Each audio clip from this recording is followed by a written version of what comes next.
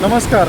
मुंबई गोवा राष्ट्रीय महामार्गाच्या प्रलंबित कामं तसेच रस्त्याची गुणवत्ता या संबंधित सर्व इत्थंभूत अहवाल 490 किलोमीटर 29 दिवस पायी रस्ता सत्याग्रह करत सर्व संबंधित अधिकारी, संबंधित यंत्रणा, संबंधित लोकप्रतिनिधी यांना आपण काहींना हार्ड कॉपी, काहींना सॉफ्ट कॉपी अशा पद्धतीचा अप्रत्यक्ष डेटा आपण सर्वांसमोर मांडला, ज्याच्यामध्ये काही ठिकाणी रस्ता चांगला झाला आहे. अहवाल दिल्यानंतर काही ठिकाणी कामगिरी देखील करण्यात आली, परंतु अजून देखील बऱ्याच ठिकाणी कामगिरी बाकी आहे. जसं की बघू शकतो काही ठिकाणी भेगा आहेत, खड्डे पडले, चांगला रस्ता मध्येच खड्डा, पाणी साचून रचणं, अशा बऱ्याच साऱ्या समस्या ह्या कायम असताना देखील मुंबई गोवा राष्ट्रीय महामार्गावरती खारपाड या ठिकाणी टोल नाका सुरू केला.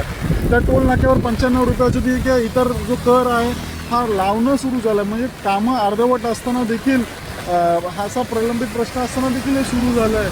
आता या ठिकाणी बरेच सारे आंदोलनं, उपोषणं झाली, विविध संघटनांमार्फत झाली, पक्षांमार्फत झाली, तरी देखील निष्पन्न काय, टोल हा कोणालाच माफ नाही आणि त्याची तशी पॉलिसी आहे. आणि ही पॉलिसीवरती काम करण्यासाठी हा जो पॉलिसी रिलेटेडचा प्रश्न हा सुटणार कसा, तर सर्व लोकप्रतिनिधींनी, जेव्हा मग सत्ताधारी असो या विरोधक असो, ह्या सर्वांनी एकमताने आणि विशेषतः कोकणातील लोकप्रतिनिधींनी जर हा प्रश्न याच्या अधिवेशनामध्ये मांडला, लावून धरला, जर पाठपुरावा केला, तर ह्याच्यावरती धोरणात्मक निर्णय होऊ शकतो आहे. आता खरं सांगायला गेलं तर मी स्वतः याच्या जे काही पत्रव्यवहार आहेत, त्याच्यानंतर कॉपी आहेत, त्या सर्वांना, सर्व लोकप्रतिनिधी, सर्व अधिकाऱ्यांना दिली. पण जे प्रलंबित काम ह्याच्यावरती धोरणात्मक निर्णय व्हायला पाहिजे. टोलचा काम हा एका दुसऱ्याच्याशी होणार नाही आहे. तुम्ही आम्ही जरी किती जरी प्रयत्न केले तरी त्याच्यावरती धोरणात्मक निर्णय व्हायला पाहिजे. तर हा विषय संबंधित लोकप्रतिनिधींनी मांडावा.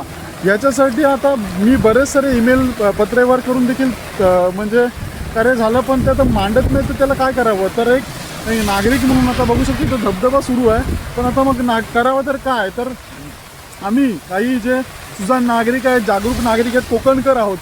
उद्या गुरुवार सकाळी 10 वाजल्यापासून ते 5 वाजेपर्यंत साधारणतः तिथे लक्षवेधी आंदोलन करणार होते. कशासाठी, तर टोलच्या संबंधित प्रश्नासाठी व रस्त्याच्या गुणवत्तेसाठी. तर या ठिकाणी मग ऊन असू दे, पाऊस असू दे, काही असू दे, भर पावसामध्ये देखील आता ते आंदोलन करायची वेळ आलेली आहे. कारण की जेणेकरून की संबंधित लोकप्रतिनिधींना हा विषय मांडा. आता हे का करावं लागतं एका दोघांना, कारण की रस्ता सत्याग्रह करत असताना देखील पायी एका दुसऱ्याला चालायला लागलं. आता आंदोलनाच्या ठिकाणी देखील, कारण की जर उद्या रस्ता चांगला झाला, कोणाचा ॲक्सिडेंट नाही झाला आणि टोलचे पैसे वाचले, तर फक्त एकट्या चैतन्याचे काय, एका दुसऱ्यांचेच नाही वाचणार, ते सर्वांचे वाचणार, सर्वांचा वेळ वाचणार.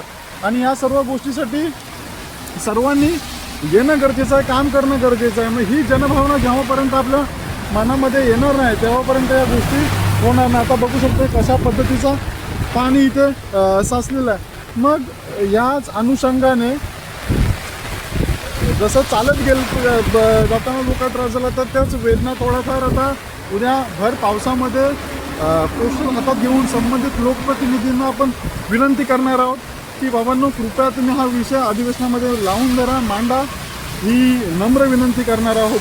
कारण की त्याच्याशिवाय दुसरा पर्याय नाही आहे. आणि काही नागरिक मग बोलणार की काही नागरिकांना त्या टाईमला वेळ नसतो. मग जेव्हा ही कामगिरी असते की कुठे आंदोलन, उपोषण, मग ते न करता मग घरात बसून फक्त कमेंट पास करणं, तर हे न करता एक कोकणकर सुज्ञ नागरिक म्हणून आपण विचार करा. हा ज्वलंत प्रश्नावरती ज्यांना शक्य होते त्यांनी उद्या कृपया त्या ठिकाणी उपस्थित राहा. संविधानात्मक मार्गाने, शांततेच्या मार्गाने आपल्याला त्यांना विनंती करायची आहे. त्याचसोबत ज्यांना शक्य नाही होत त्यांनी ऑनलाईनच्या माध्यमातून कामगिरी करा, की संबंधित यंत्रणा, संबंधित लोकप्रतिनिधींना कॉल करा, मेसेज करा, ट्विट करा आणि इतरच्या माध्यमातून त्यांच्यापर्यंत हा विषय तुमचा आपला लावून धरा. आपला हा प्रश्न तर आणि तरच सुटू शकतो आहे. नाहीतर फक्त मग पैसे कट झाल्यानंतर कॉल करून सांगण्यापेक्षा अरे दादा आंदोलन केलं, कट झाले पैसे, ते तसं होणार नाही आहे. तर तुम्ही तिथं स्वतः आल्याशिवाय, बघितल्याशिवाय होणार नाही. म्हणजे ह्याशिवाय दुसरा पर्याय नाही आहे. तर कृपया ह्याचा